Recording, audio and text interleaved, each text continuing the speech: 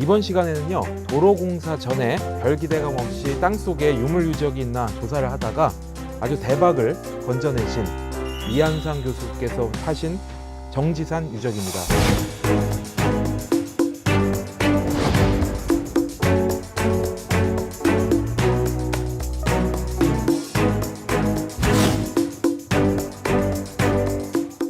공주 정지산 유적, 그 뒷이야기들, 아주 스토리들이 흥미진진합니다. 무령왕비의 빈전, 지금 이렇게 이제 보고 계시잖아요. 네. 이 빈전이라는 게 지금 말로 하면은 이제 장례식장, 빈소, 뭐 네. 거기에 해당되는 거죠. 그렇습니다. 네. 빈이라고 하는 게요, 중국 고전에 나오는 표현인데요. 빈은 사람이 목숨을 다한 죽음, 사람의 죽음부터 무덤에 들어가는 데까지 걸리는 그 기간입니다.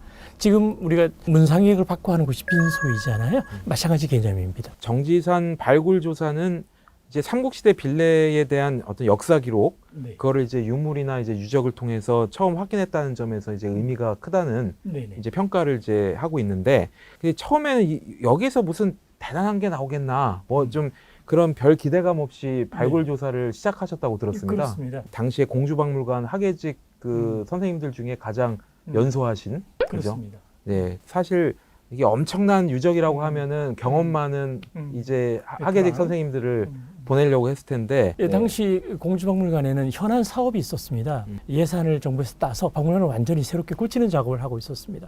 그 작업은 아마도 당시 공주박물관에서 가장 경험이 많은 학예사들이 담당해야 될 거다, 이렇게 회의 결과 결정이 되어서요. 저는 경험도 적고 뭐 어리기도 하고 제가 이 발굴을 담당하게 되었습니다. 근데 그게 이제 대박으로 이어지는 그래서 뭐 대박이라기보다는 저 네. 개인적으로도 상당히 의미가 있었던 그렇죠. 발굴이었던 것 같습니다. 그러니까 그 유적이 결국은 국가 사적으로 등재되는데 10년도 안 걸렸나요? 그렇습니다. 96년도에 네. 발굴하고 약 10여 년 가까이 있다가 국가 사적이 승격이 되었습니다. 됐죠. 그렇습니다. 이게 국가 사적이라는 게 진짜 뭐 아무데나 되는 게 아니고 정말 문화재 위원들이 엄선해서 정말 의미가 있다고 생각하는 그런 사이트에 한해서 국가 사적으로 승격이 되는 거지 않습니까? 되게 중요한 곳인데요.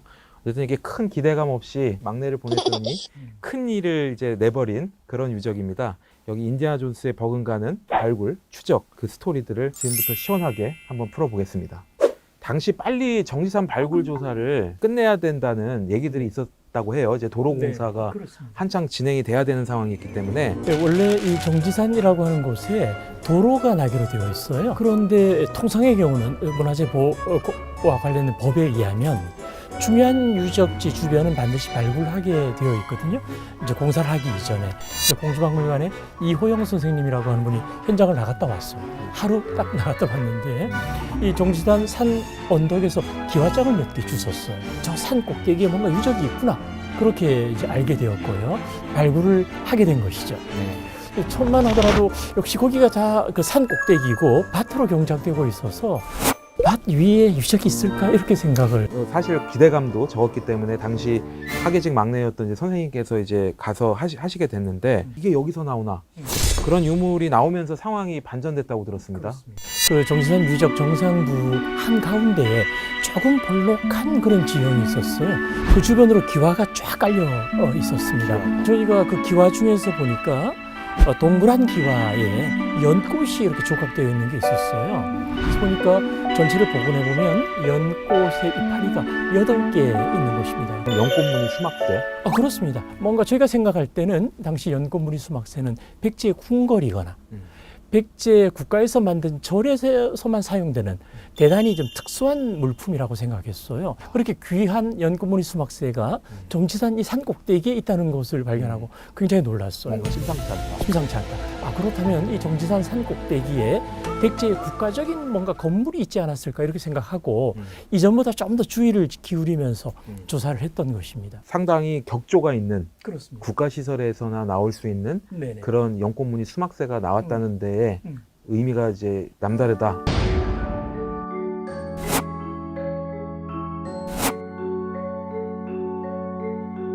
발굴을 해봤더니 주스돌이 없는데 그런 기둥구멍이 43개나 확인되었어요. 그렇게 많이요? 실제 면적은 내부 공간은 15평밖에 되지 않는데 그거밖에 안 돼요. 큰 기둥이 43개가 있는 거예요. 사람이 어떻게 사나요? 거지형으로 도저히 볼 수가 없고요. 건물을 막 지은 것이 아니고 기와 건물이 한 채가 있다면 그 바로 뒤에 네모난 건물 두 채가 바로 있었어요. 그래서 그 한자로 보면 풍자 있지 않습니까? 네. 그런 형태로 배치가 되어 있었어요. 의도적인 것이죠. 그러니까 연꽃무늬 수막새하고 또 더불어서 사격자무늬 벽돌 이제 두 점이 네. 이제 나왔다고 돼 있습니다. 그리고 이제 재사용 여러 가지 유물들, 토기들 유물들도 좀 흥미롭습니다.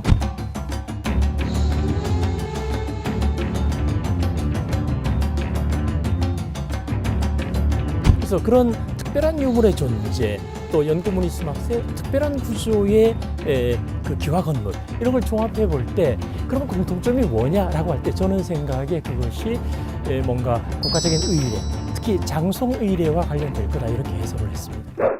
정지산 유적은 결국은 무령왕비의 빈전이었을 가능성이 높다. 이렇게 이제 판단을 하신 거잖아요. 결정적인 그 실마리를 풀 힌트가 이제 무령왕릉에 있었던 셈인데 제가 1992년도에 공주박물관에 발령받고 난 이후에 늘 관심을 가졌던 것이 무령왕릉 입구에서 나온 돌판 두 장이었습니다. 그것을 지석이라고 부르는데요. 삼면에 어떤 의미가 있느냐면 무령왕께서 돌아가셨어요. 그래서 왕궁의 서남쪽 땅을 사서 왕릉을 쓴다 이런 기록이 있습니다. 그러면 현재 무령왕릉이 백제 왕궁인 공산성의 서남쪽이 되는 것이지 않습니까?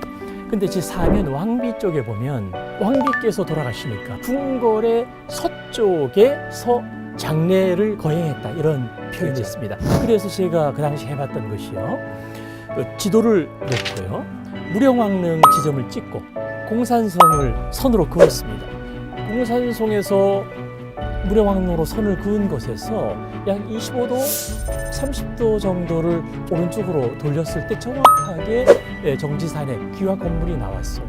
그래서 그 무령왕릉 매직권, 그다음에 무령왕비의 지석에 나오는 기록과 그동안 몇 달 동안 했던 발굴 결과를 종합해서 학계에 이곳이 바로 백제 무령왕비의 빈전 가능성이 있다 이렇게 발표했던 것입니다. 그때 당시에는 이거를 그 전국역사 때 발표하셨었죠? 전국역사 때 바로 밝혔습니다. 상당한 논란이 일었다고 들었습니다. 그렇습니다. 그 당시에 제가 이제 그렇게 이제 발표를 했을 때